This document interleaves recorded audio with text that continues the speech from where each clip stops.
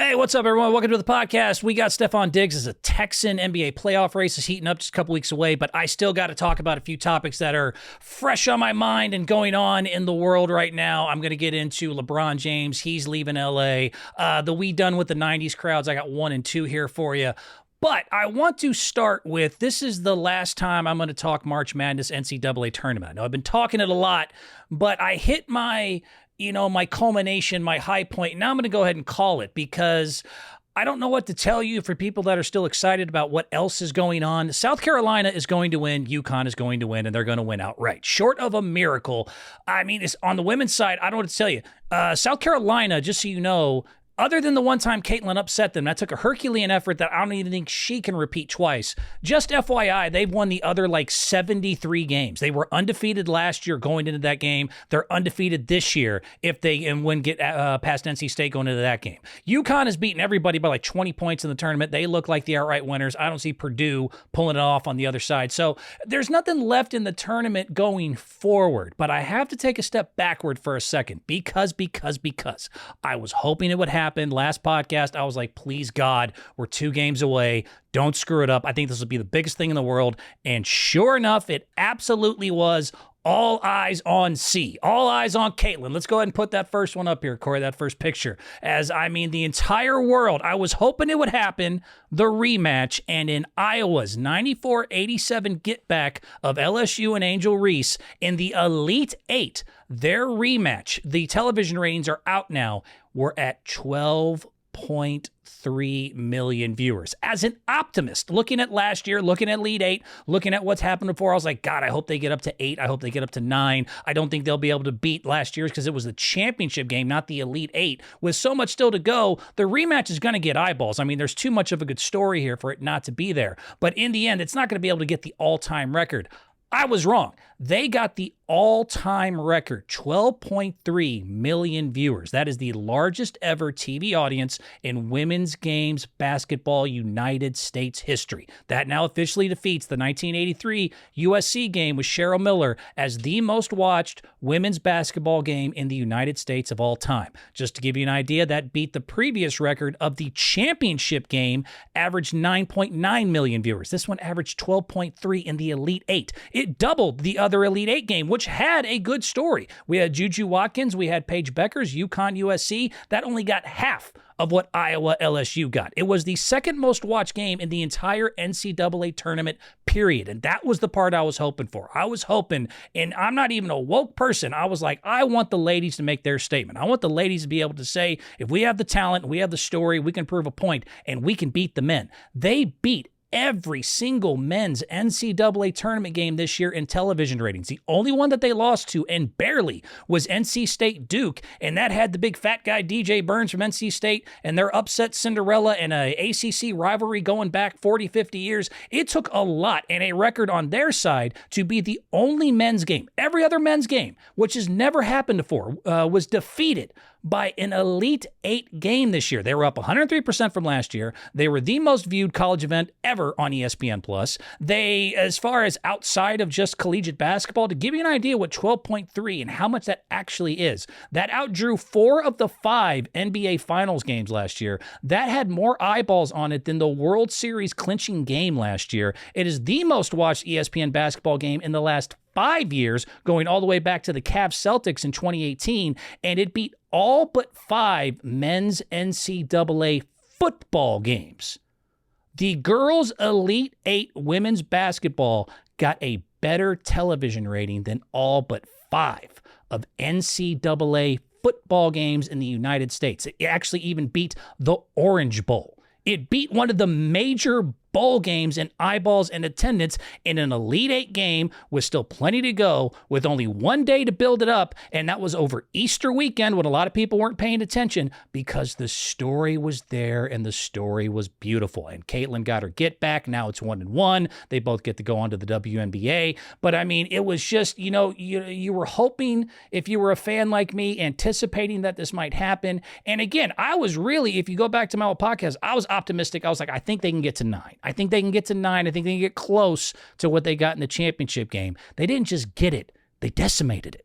It's the most watched women's game ever in collegiate basketball history. It's the most watched women's game ever for basketball in the United States. It beat 5 of the NBA Finals games. It beat the World Series. It beat NCAA football. Good God, every other men's game out there except for one, which was NC State Duke, and that took an upset, and that took a big fat guy. We love to root for fat guys, upsetting the big powerhouse and a rivalry going back 50 years. That's the only men's game, period, that was able to say we got more attention this year than the ladies did. Just so you know, this never happens. That's how good this was. It never happens. And I don't think it's ever going to happen again, or at least not for a minute. I just don't think you can have everything that we had here. It was just perfect. That's why I was begging for it. I'm like, God dang it. This thing is wrapped in a bow. It has every single thing you want. It has the rematch. It has the individual GOAT versus the defending champ. That always makes good storyline. It's got the hero and the villain. Now, whichever hero or villain you wanted to pick was on you, but both sides thought the other one was the villain. You had the black versus white. We love racial tension in this country. Don't say we don't. And it was all just right there, just given to us. And I'm just so proud of the girls being able to do this. This is a huge step. And could it be like Larry Magic from 1979? Possibly.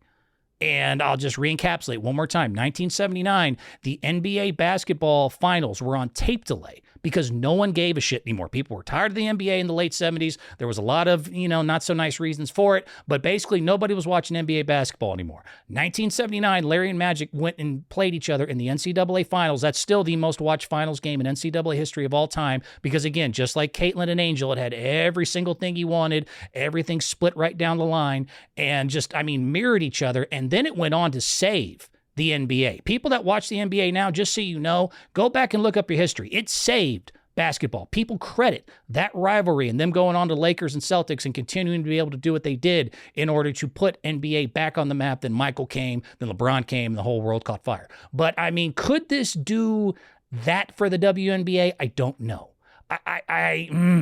It's tough. You're still going to need the men's viewership. And that's always an issue. I continue, as I finally got my girlfriend to watch this game and a couple other women's games. A lot of people that scream, watch women, watch women, watch women. When it comes down to it, their eyeballs go other places. You're still going to need the male sports fan. This was the one that had it all put together. So, do I honestly think they can do this anytime in the near future again? Probably not. But even then, that made it more special to watch. That made it more fun for me to enjoy. And now it is cool, though. We had the one, she won last year. We had the one that won this year. And they're both going to go to the WNBA next year and hopefully keep the Larry Bird and Magic Johnson kind of thing going there. But 12.3 million viewers, I'm going to reiterate one more time, is so significant when you consider they beat NBA Finals, they beat the World Series, they beat NCAA football, they beat a damn bowl game, they beat every men's tournament game this year except for one. It's the all-time watch. Hey. Good job. And you needed both sides of this in order to get it done. So that leads me to my next part. I'm talking WNBA. I'm talking about fallen and vanquished foes here. And I'm going to catch a little heat for this, and I really don't give a shit. Let's go to number 2 here. I'm going to call this part Fallen Angel. Let's talk about Angel Reese, our girl Angel. Now, basically, she declared today, this was news today, she's going to go ahead and declare for the WNBA draft. Great. Cool. I don't really know what else she needs to accomplish at the NCAA level, considering she's already a champion and everything else, that it makes complete sense. And obviously, I'm happy because Caitlin is also coming out this year. So maybe, again, the Larry Bird, Magic Johnson thing, we can keep that going. But, it was interesting because I wasn't the only one who went here with Angel Reese. And the idea of kind of where she went post-game after the loss. And usually the internet and everyone is kind of 50-50 divided on this. I was genuinely surprised and pleasantly surprised that most of the crowd kind of went, no, sorry. And so this is to Angel Reese, the fallen angel. Let's first of all just explain, the villain role that she kind of embraced, that she said she was, now that it's over. Behind every villain lies a broken heart is a famous quote. A lot of villains will say and think they are doing the right things, even though other people think that they're wrong. That's kind of the beauty and the the conflict of loving or hating the villain is that usually they think they're doing the right thing, and behind every villain is a broken heart. I can bring up Draymond Green as a shining example as a Golden State Warriors fan. He thinks his antics are important. He thinks that they're necessary. He thinks he has to do the extra, and a lot of people would argue not, but in his heart and according to his teammates, he's doing the right thing. So first of all, let me give Angel Reese her flowers, as she is now going to the WNBA and will be at least a top 10 pick, possibly top 5. Just to give you an idea, I mean, this is Baltimore's own, the Bayou Barbie. I mean, this girl, came and did her thing at a level that is really almost unprecedented other than Caitlyn and Cheryl. Like, it's a short list. I mean, she's the national champ from last season. She was the MVP of the tournament as well at that point. She was the SEC Player of the Year. She has the NCAA record for a season for 34 double-doubles. She is a rebounding and point-scoring machine. She now makes second out of all basketball players, including boys, in NIL money this year. She's already a multimillionaire. She already makes more than a lot of the guys at around $2 million. She's already endorsed by Reebok. She's endorsed by Beats by Dre. She's endorsed by Goldman Sachs. And again, is going to be a for sure top 10 pick going into the WNBA next season. I want to make sure that I give her the credit and the credit that is due. This girl is a very good basketball player. This girl brought a bajillion eyeballs to the screen. She has been a role model for a lot of young girls. She's never committed a crime. She's never been in serious trouble. She does like to talk shit, and she does love to play the villain role, but I mean, she is not a bad person. Ask her teammates, ask anyone who's ever been involved with Angel Reese. They got nothing but beautiful, wonderful things to say about her, how much they're going to miss her next season, all of that stuff. She's, again, a national champion, an MVP, a multimillionaire who's been endorsed multiple times over by big companies, Reeboks, Beat by Dre, everything else, and is going to be a top 10 pick next year. But she's also a villain. And she is going to have to, and this is interesting because now she gets to go back and kind of start over. She even said again, I want to make sure I get this quote, as they asked her about moving on to the next level. She says, I want to be a rookie again. I want to get knocked down and built back up. Basically, I want to grow. All right, here's the lesson you're going to have to learn is that, do you want to be a villain or do you want to be an angel? See what I did? Because her name's Angel. Shut up. Yeah. Nobody else. This is the thing. You got to understand, do you want to be the villain or do you want to be the angel? Because understand that nobody cries for the villain when they lose. And that's something you're going to have to come to peace with. Whatever role you want to take going forward is fine with me. I enjoy both. I enjoy watching you play basketball. I also enjoy you talking your shit. And I like being able, if I have a team I like to root against you, every hero needs a villain. Every good guy needs a bad guy, so on and so forth. So I have no problem with you accepting the role. But if you want to be the villain, again, understand nobody cries for the villain when they lose. It is fun to play the villain role until it's time to pay the toll. And that is kind of where I think most of America went with your press conference, which I'm going to get to here in a second. I mean, first of all, nobody, is going to be able, including yourself, say it's not like you acted or you never acted the way that you did when you won. When you were winning, you were ruthless. You were ruthless to everybody. You're throwing L signs. You can't see me, calling coach soft-ass bitches. You're waving goodbye as girls are fouled out. And there's another lesson in that you kind of have to understand as well. And you're young. I get it. She's a young kid. There's a difference between being able to be strong and project strength and bullying. And you kind of went down that line. I don't know what to tell you. I think a lot of young people, too, kind of had this idea that to be strong or to project that I'm a competitor and I'm fiery, that you have to be a little bit of an asshole. And I just don't think that's the case. So, again, nobody's going to cry for the villain when they finally lose. If they've been talking and causing chaos and being a certain way the entire time, once you finally catch some humble pie, no one's really going to feel sorry for you. I mean, the Joker, no one feels sorry for the Joker when he finally loses to Batman. I mean, if Batman's about to throw him off the building there, it's not while Joker's about to fall. He can't suddenly cry mommy issues and be like, no, but you got to understand, I've had this and this has been a hard time. You're the Joker. You've created the chaos. You've been the villain. He has to die the way that he usually dies, laughing, maniacally as he falls down the building. Keep it in sports, the bad boy Pistons. A lot of people remember the bad boy Piston from the 80s. They loved the villain role. It was great for sports. It made for must-see television. However, when they lost to Michael Jordan, they left the court not shaking hands. They didn't cry about it. They didn't say, feel sorry for us. They said, you know what? We're the bad guys. This is our role. This is what we do. When Reggie Miller, was doing the choke signs to old Spike Lee out there and saying, yeah, we beat you, stick it in your eye. It wasn't like afterwards, once he lost in New York, that he was asking Spike Lee for a hug and please understand, I didn't mean to do all this. Christian Laettner, who I think actually really follows the the Angel Reese category here. I really think if you want to look at somebody specifically for what I'm talking about, Christian Laettner and Duke and Angel Reese and LSU are very similar in that both love to really stick it to you when they were winning. But the difference was when Christian lost and he got booed and he got hated on, he caught a lot of hate. There was just a few years ago an entire 30 for 30 called I Hate Christian Laettner. The entire thing was based on everyone just hating his guts. And to this day, he goes, yeah, I was the villain. I was a bad guy. That's what I'm supposed to do. Didn't cry about it after he lost. So that is going to have to be the issue. And on just a side note, let me just throw this in here. First of all, it's fun to be the villain. I don't want to say you have to stop being the villain. Who doesn't like being a villain? Being a villain's fun. When you're winning, being a villain is a blast. Being a villain, who can't relate to want to rub in a win when you've been in any competition, whether it's sports, whether it's your job, whether it's for, a partner, whatever. When you finally, you have somebody who's your, at least your equal and you're able to not really you don't really like them that much, you're able to defeat them. Who doesn't love rubbing that in?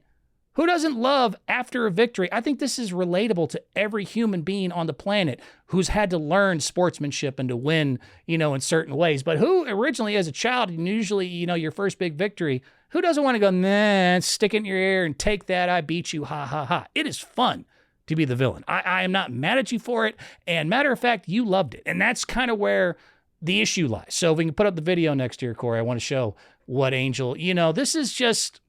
Again, you loved it when you were winning, and that's kind of something we need to discuss here as I got a little montage, if you don't mind, go ahead and putting that up there for me. Appreciate it. So, here she is. This is the famous one, waving to Caitlin. And one thing I want to point out in all of these is that most of the time in this compilation of highlights where she plays the bad girl, quote unquote, she would usually wait till the outcome was kind of predetermined, and that's very villainy behavior. But here she is waving goodbye. The girl fouled out, so she waits till after she fouled out. Now she's waving goodbye at her and seemingly having a good time with it. She seems to be enjoying herself. The fans are enjoying her behavior. You got the mascot going, this poor girl's crying.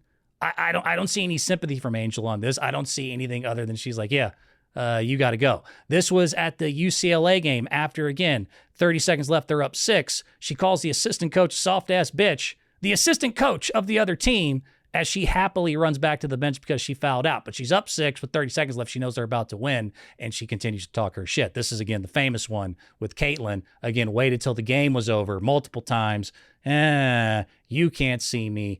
The whole thing. And as she says right there, I'll take the villain role. She actually said out loud, I will take the role. So, this is what you wanted. This is what you wanted to be. And you know what? It worked. Again, it brought eyeballs to the screen in a way women's basketball has never seen. And like I said, the hero has to be equaled by the villain. You did a phenomenal job at this, and you gave everybody something to sink their teeth into. People that weren't a fan of basketball were able to get into this rivalry and want to watch it. 12.3 million, the most watched women's basketball game of all time.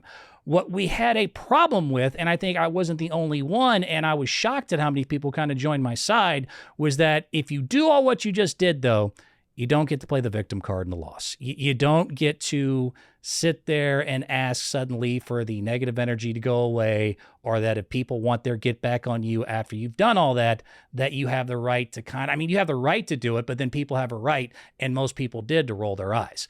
Other than the first part she's about to mention, and we're going to play the clip here, the death threats. Obviously, let me clarify and stare at the camera without saying, anybody who gives a death threat to an 18, 19-year-old basketball player because you don't like the way they behave on the court, you are effing insane. You need to be investigated. You need to be given some serious mental therapy. I hope nobody thinks that I'm making light of the part about death threats. If and how much that's true, I don't know. I'm not in her social media, but that is bananas. No one should ever get a death threat in their life for playing a basketball game and then rubbing it in the other team's face. That is not cool. I'm not condoning that. The rest of what she says, though, as we'll go ahead and play it here. Appreciate you. I don't really get to speak out on things just because I just try to ignore, and I just try to stand strong. Like, I've been through so much. I've seen so much. I've been attacked so many times. death threats. I've been sexualized. I've been threatened. I've been so many things, and I've stood strong every single time. And I just try to stand strong for my teammates because I don't want them to see me down and like not be there for them. So I just want to always just know, like, I'm still a human. Like, all this has happened since I won the national championship, and I said the other day, I haven't had peace since then. And it sucks, but I still wouldn't change. I wouldn't change anything, and I would still sit here and say, like, I'm unapologetically me. I'm going to always leave that mark and be who I am and stand on that. And hopefully the little girls that look up to me, and hopefully I give them some type of inspiration that, hopefully it's not this hard and all the things that come at you, but keep being who you are. Keep waking up every day. Keep being motivated, staying who you are, staying 10 toes, don't back down, and just be confident. All right, there you go. And look, this is a young woman who's done nothing wrong, as far as like something illegal or something crazy, is crying. She's hurt. She's emotional after a big loss. And obviously, again, death threats is bananas and is never okay ever. But I mean, dude, you get what you put out, you ying what you yang, you played the role, you L'd, you waved, you talk shit, you're talking shit to coaches. I mean, it wasn't like it was just one isolated incident. You loved to stir the pot and you loved to bring out a lot of that kind of, so when you're up there saying some of the things that you said, well, I agree with some of it and some of it wasn't right. The idea that no negative energy can't go your way, teammates other than her, Haley Van Lith, Flau'jae Johnson, are saying things like, the media really speaks negativity into Angel's world, and it's really not fair because she's done nothing. You played the villain, and the part that sucks about it is once the villain loses, because it's fun to be at the top, and when you're winning, tell everyone else where to stick it. Once you finally lose, and people kind of come back at you and say, well, now you can, take it and stick it the same way. You can't suddenly go from the mean girl, the bully, to like, but it's not fair, and I don't really want this hate. And look, going forward, you have a new chapter. You can do a totally different thing. But it was interesting, besides myself, that a lot of people were not really in line or step with what should be kind of a sympathetic press conference. A lot of people were kind of like me going, social media, the main, talking pundits I've seen of all different races, all different genders, all kind of went, you kind of got to pick a side. You really have to go wherever you're going to go here. But the death threats are not cool. I hope that I have made that completely clear. Even other parts, though, the sexual part, I don't even want to get really into it, but you model. Like, she's a fashion runway model. She projects herself as, look at me, I'm pretty. It's so tough because I know who's delivering this message where I have to be careful as far as like, but a lot of it, I think it wasn't just me, the entire world did it. So one more time, one more video, going forward, Angel, and congratulations, you're going to be a top 10 pick in the WNBA. And no matter what I say, you do have the most watched NCAA game in women's history, and it is at least 50% because of your talent, your skill, and everything you did. But go ahead and hit the play button here. We got to, going forward, Angel, what Angel do you want to be? It's kind of gut check time. At the WNBA, you have a new chapter, you have a new future, and you can decide, who do I want to be? Do I want to be the girl on the top? Do I want to be, B Moore's own, the Bayou Barbie, who can show emotion and sympathy and be this great player and competitor and champ and leader and teammate that is loved by her teammates, that loves the game, that is loved by everyone around her, who's a role model to young girls, who's easy to root for? Or do you want to be the girl at the bottom? Do you want to be NCAA and now the WNBA's favorite villain, who's half responsible for some of the most watched games in women's history, but who also talked ridiculous shit? Who did the L's, who did the waves to girls, who did the you can't see me, who called assistant coaches soft-ass bitches, and usually, again, after the game was already decided, that is very villainy, negative behavior. You had fun in that role. You said you didn't have fun. I saw a girl having a lot of fun when she was winning, and in victory, play the villain role very well. If you want to put that to bed, I'm all for it. I'm all here with you, and go on to the next chapter and have a blast. But in the meantime, there is accountability. And again, you can be everything that you were on top of that video without being the girl that was on the bottom. All right. Well, either way, good luck. It's going to be a lot of fun. I can't wait to watch you and Caitlin go on to the next level. And again, congratulations on making history. That's the last I'm going to talk about that rivalry. Angel, Caitlin, probably going forward. I don't think Caitlin gets past South Carolina. So let's go ahead and move on to another person who I think needs to declare for the NBA draft, and it includes LeBron James. It includes him leaving Los Angeles. Let me go ahead and get into this. I call this part cat's out of the bag. I think, and I've said this before, and for people that have listened to me before, there's been updates on all this. This is a prediction that I've had for a very long time. And, I already said I think the women's game, the LSU Iowa was going to be the most watched. It ended up being that. You got to trust me on this one, including with the new reports. I think the cat is out of the bag. I think his son, Bronny James, will declare for the NBA draft, which then means that LeBron is going to leave Los Angeles and join him wherever he goes. And I have just the team for them to go to. And I'll tell you that in a little bit. But just in case you don't know, the newest reports is that because USC, where Bronny is currently playing basketball as a freshman, the head coach, Andy Enfield, ended up leaving. He went on to SMU. Coaches do this all the time. But because of that, he has his own decision, which, good God, another James with another decision that's going to be, nationally televised. Hopefully he doesn't do quite as bad as his dad did with it. But, he does have a decision to make, and the early reports were saying that he's going to stay in college and go to the transfer portal, that because his coach left and other teammates have left, that he's going to kind of do the same thing a lot of kids do when the coach leaves and go find another team and stay in college. However, his father, LeBron, post-game, after all those reports came out, was asked in an interview about it, and he said basically, Bronny hasn't made a decision yet. We're going to talk to him and see what we're going to do going forward. But this guy, Bronny, the son of LeBron, is the former McDonald's All-American. He's a 4-star recruit that did have a bad year at USC that had a lot to do with, having cardiac arrest. I really think that needs to be, reminded and reinforced. Bronny collapsed just a year ago. He almost died. If it wasn't for USC having what they had and the people behind them, and actually the kid Uchukwu, who had the same condition and the same collapse a year before that, Bronny James might not even be here on this earth right now. He had a major heart attack. He had a cardiac arrest that was due to congenital heart defect and collapsed on the floor during a practice. They had to revive him. They had to give him surgery and the whole thing. And he came back this year after, being a high recruit and everything else and being very highly propped up at USC and didn't have a great year. Not at all. Just so you know, he played 25 games. He only started 6. He only averaged 4.8 points. He only had 2.1 assists. He only had 2.8 rebounds. He shot 36% from the field and 27% from threes. He played that, by the way, in 19 minutes. So in almost 20 minutes, he was only able to amass less than 5 points a game, shooting 27% from three, 36% from the field. Not good. But again, he is a former McDonald's All-American. He is a 4-star recruit. He is the son of LeBron, and he is a very, very talented guy. He's 6'4", he's 19, he's extremely athletic. Of course, he's got LeBron's DNA. He's going to be, a little bit of a specimen there. So I don't think he's going to the transfer portal. And, LeBron's already kind of hinted at it by saying, we haven't really made a decision yet. I don't think he's doing it. I think he's going to declare for the NBA draft, and I will be one of the only people on the planet that'll tell you this. I think he should.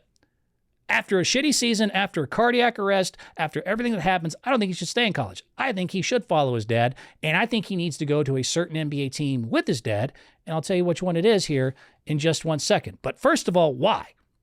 Why should Bronny go to the NBA right now? Well, besides the obvious, which is that in the NBA, you never get to see fathers and sons play on the same team. This would make, again, all sorts of unique history. This is something that's unheard of.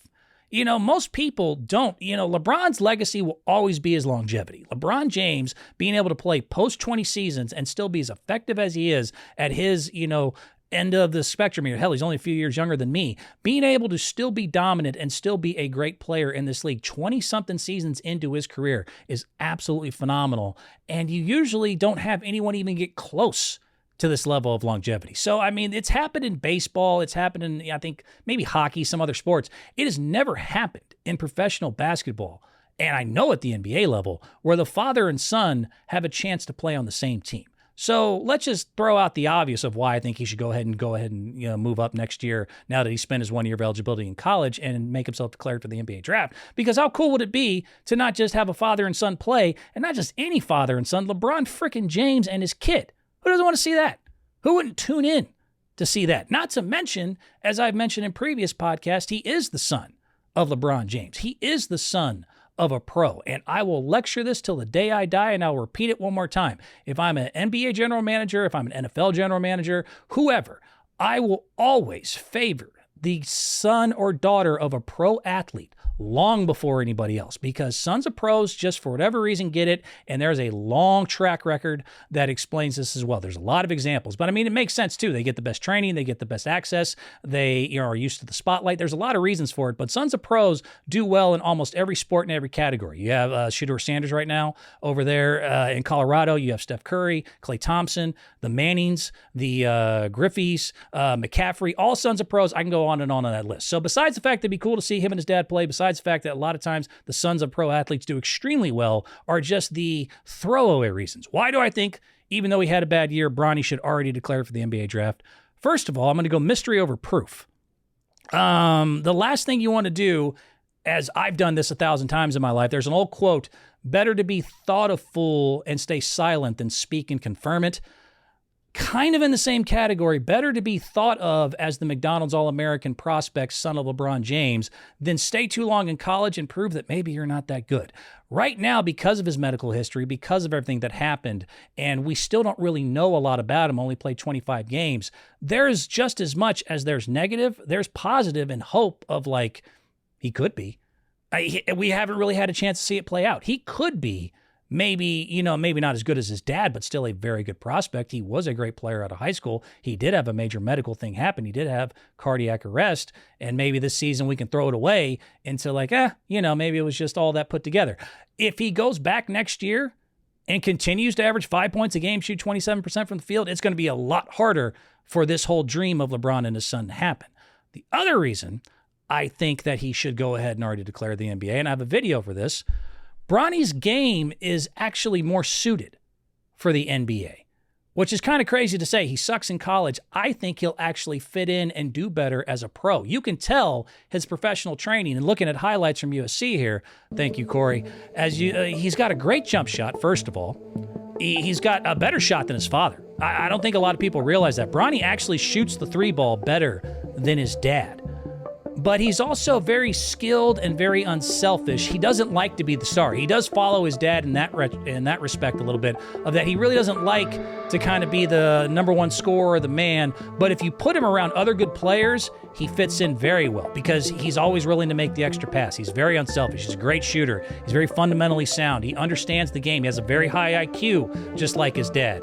As you look at these moves, they're even already pro-level moves. He doesn't have a lot of excess to his game. He doesn't have a lot of, the flash that you have to kind of reel in with a lot of star college athletes that try to fit into the NBA. It's very concise. It's very compact. Every movement has a reason. I really think he's actually better suited in the NBA, surrounded by other talent, than he would be even at the college level. So that's the second reason I think that LeBron should declare, is that I actually think his game is better suited than it ever has been in college, where it really doesn't seem to fit in, especially if he's around other kind of mediocre players. Give him other good players. To kind of give you an idea from the Lakers, Lonnie Walker is, I think he's kind of on that level. The third reason I'm going to say I need them to go ahead and get this done, the stash and dash. I think he would be a perfect stash and dash project for people that don't follow NBA draft. The stash and dash basically means we think you have talent. They do this a lot with Europeans, and you're very young and you're still kind of unpolished. So we'll draft you this year, and we're going to throw you in some other league somewhere, let you mature for a couple more seasons, and then, when you're ready, be able to come play with us in the NBA. Now, with having the whole LeBron connection, if he's able to get on the team that I want him to get on, which is the same team as his dad, hopefully next season, I think you can't ignore bringing him up every now and again for exhibitions or certain games or whatever. You got to sell tickets. But, he is a perfect stash and dash project because there is the talent. He is 6'4". He is extremely athletic. He does have a great IQ. He does have a great shot. He can play at the NBA level. Now, he's probably going to be able to go to the NBA no matter what because of his dad. And somebody knows that if you take his son, you probably get LeBron to go with it. But, also with the stash and dash and putting him in the pro level, because we do know that he probably is, no matter what, going to be allowed to at least try to play at the NBA at some point. And his game needs to be refined for the NBA anyways, and that's already where he's going. what's he going to learn in college? Like, honestly, what's another year in college going to help a Bronny James who's already a millionaire? He's already got like $10 million in an NIL deal. He's LeBron's son, for Christ's sake. He's going to be all right money-wise. I don't think he has to worry about, if without my degree, I can't get a job. And even at the basketball level, what's an NCAA coach going to teach him that LeBron can't? What's an NCAA coach going to teach him that, a G League or a pro league can't? So stash and dash him. Even if you want to draft him this year with no plans of playing him for the next 1 or 2 years, go ahead and just put him in your farm system, whatever you want to call it, and then move him along later, a la a lot of people who I don't think, there's a lot of examples of this. Serge Ibaka, Rudy Fernandez, Marc Gasol, both Bogdanoviches, Tony Kukoc, Peja Stojakovic, Manu Ginobili, and David Robinson. He was because of the Navy. He had to go serve in the Navy, but he was technically a stash and dash. The MVP this year, Nikola Jokic, was a stash and dash. Just because you are one of those guys, and maybe because you don't contribute immediately when you get drafted, with the right tutelage or whatever, you can go ahead and be it. So, again, let me go ahead and encapsulate. I think the mystery over the proof helps and why he should be drafted. I think that his game is more suited for the NBA. I think he's a perfect stash and dash, a la, again, the Gasol, Manu Ginobili, David Robinson, Nikola Jokic example of he can be put away for a while, get matured, and then still be a great NBA player, so you might as well sign him now. Where do I think he needs to go? And this is the interesting one here, and I think this fits like a glove, and I'm calling my shot right now. Let me get to my next little photo here. I think he's got to go to the San Antonio Spurs. I think this is fit, again, in the same way the stories I've talked about before. This is just perfectly just put together to where I think they need to go ahead and draft Bronny next year and then have LeBron come and then put them both on the San Antonio Spurs with Greg Popovich. I actually think this is going to happen. And I'm going to call the hell out of my shot. I am going to Angel Reese rub it in if I get this right, because it's still a year away and there's still a lot of things that have to happen. I honestly think this is going to happen. For one, you can have Rich and LeBron, the dad, conspire with the San Antonio Spurs because his best friend Rich Paul has like 20 of the best NBA players on his roster with Clutch Sports. But there's so many reasons. Drafting Bronny this year after I hope he declares, and then adding LeBron James in free agency once he's able to opt out and leave Los Angeles works like a charm. I mean, the San Antonio Spurs, even with Victor, are still 2 years away. They still got some time to work things out. They have multiple draft picks this year. They have a coach that is one of the only coaches on planet Earth that LeBron James respects and will take, tutelage or instruction from, which is going to be weird if Bron's got his kid there. For any other NBA coach to kind of be able to bark at his kid, you're going to have to go to LeBron. I think he does respect Popovich enough, and they've been around and respect each other enough to where he can actually get that done. They have a ton of experience with the stash and dash, as I called it, of, taking Euros. Again, Manu Ginobili, David Robinson, there's been others. They have experience in that category. They're Victor Wembanyama, the alien, the freak, the 7'4" French phenom, who was the all eyeballs. We can never see a prospect like this before since LeBron James. So LeBron would be the only one who could possibly actually mentor him and understand what it is and what it's like when everyone is staring at you and everybody wants your attention and your autograph and everything else, so he can mentor him in that way that nobody else can really do it. And the other thing is that San Antonio Spurs, because they suck out loud, are going to need to attract free agents. And with Rich Paul and with LeBron and being able to bring all that together, you're going to be able to bring more free agency to your team and better players than you would if you didn't have them. So again, why do I think Bronny should go to the Spurs and be drafted by the Spurs? And why do I think the Spurs should do it? Why do I think LeBron should join them? They're 2 years away. They have multiple draft picks. They have a coach that their dad respects. They have experience doing the stash and dash. They have the phenom in Victor. Then the only person who can honestly say, I know what you've been through and mentor you is LeBron James. They need to attract free agents. They need to be able to kind of work under the table. Rich Paul is probably the best in the NBA at really towing that line. They have, by the way, 4 draft picks next year.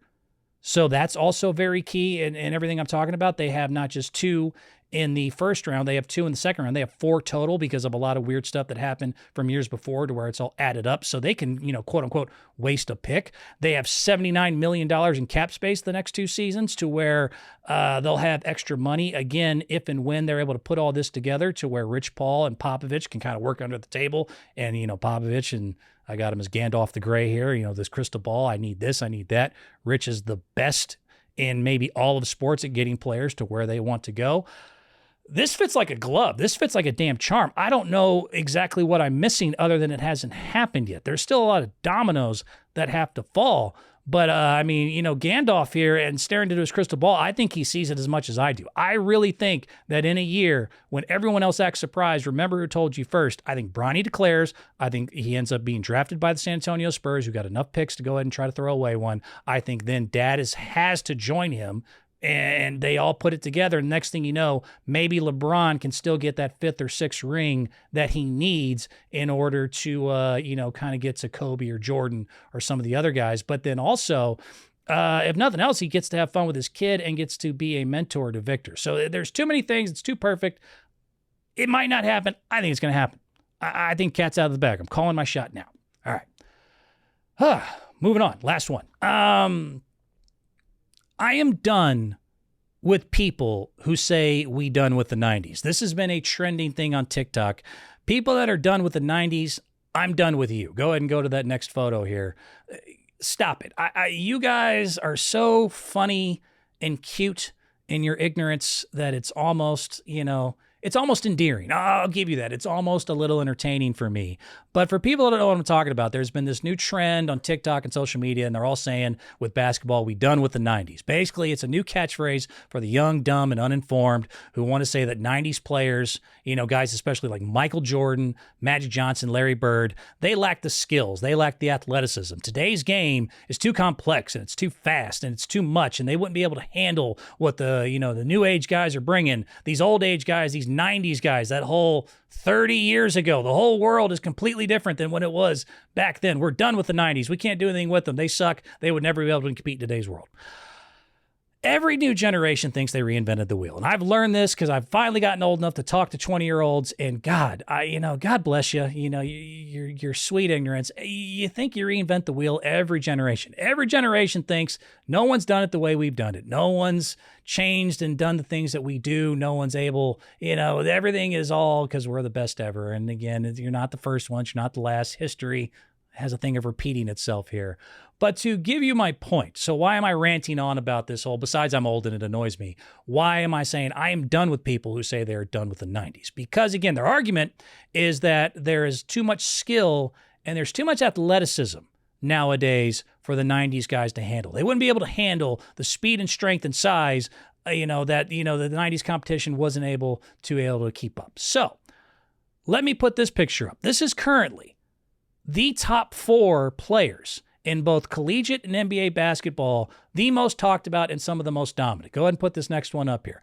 These 4 guys are right now currently, the top 2 are Luka and Jokic, the MVP candidates, 1 and 2 other than SGA, but they are the top 2 players in the NBA. And on the bottom, you got Avila from Indiana State, who they call Kareem Abdul-Jabbar, and then you got DJ Burns, who's in the Final Four. These beautiful Pilates instructing looking, just chiseled men. I'm not even joking. I'm not even having to, go extreme or kind of go out of bounds in order to make my comparison. Right now, Luka and Jokic are 1 and 2 in the MVP race. Luka would be the MVP if it wasn't for the Dallas Mavericks being kind of towards the bottom of the Western Conference. But Luka, just so you know, is number 1 in the league in scoring in the entire NBA. Averages 34 points a game, 9.2 rebounds, 9.8 assists. Jokic, the continued MVP, is probably going to repeat again this year with 26 points a game, 12 rebounds, 9 assists in Denver, right at the top of the league, the defending champs. And look at him. Look at his gut hanging out. I mean, that's not Photoshop. That's from a regular picture. The 2 guys beneath them, those other 2 mountains of men over there, those other 2 six-pack Chris Hemsworth-looking guys, these athletes that, nobody could keep up with before, they are dominating the college right now. DJ Burns, the guy on the right, NC State, is currently in the Final Four. He just dropped 29 on Duke. He's the story of the tournament. The other guy, Avila, again, Kareem Abdul-Jabbar, is in the NIT final. He just dropped 26 points in his last game. So these are some of the 4 most dominant ones in 2024. So with the video to kind of just completely go ahead and put my point in, if you can go ahead and throw that in for me. So you're saying you're done with the 90s because you're too skilled. You're too athletic. They can't handle what you guys are bringing. Really? Because right now I'm looking at the best player in the NBA. That guy on the right, you're telling me he can't do it? The guy on the right can't keep up with Nikola Jokic? Oh no, Michael Jordan, he just wouldn't be able to handle the size and speed and strength. And how would they be able? And Larry and Magic, even though they're 6'9 and 6'10 and dribbled both with their right and left. Larry Bird one time scored 40-something points entirely with his left hand because he got bored. One day he actually said this. He's like, I want to save my right hand for the Lakers one day. I'm going to score every point I can this game completely left-handed. Dropped 40. Meanwhile, Kareem Abdul-Jabbar, too much for him. DJ Burns, oh man. What would they be able to do with DJ Burns? You guys, it's cute. It's funny. You think you reinvent the wheel. You think that weightlifting was invented in 2010. It wasn't. You think being able to play with your right and left was invented in 2018. It wasn't. These guys would eat just like they would eat in any other era and any other time because they're some of the GOATs. And even with some of the game change, yes, there's been more of a three-point shot enforced. If you don't think that Larry Bird and Michael Jordan could figure out a three-point shot, when Michael Jordan, way back in the day, had the record forever, 6 three-pointers in the NBA Finals first half. He had the record forever. Larry Bird can't shoot, can't play with his... So I'm done. Anyone who says, I'm done with the 90s, I'm done with you, it's cute, it's funny, you don't really know. You'll get old like me and you'll rant one day and you'll be able to prove people wrong as they tell you, oh, but there's no buts here. I just gave you 4 of the fattest human beings in all of professional sports are currently dominating in the so-called world that's too athletic. So, nah. All right. I think I'm out of time. Am I out of time? 2-3 minutes? No, gotta go. We're out. See you next time.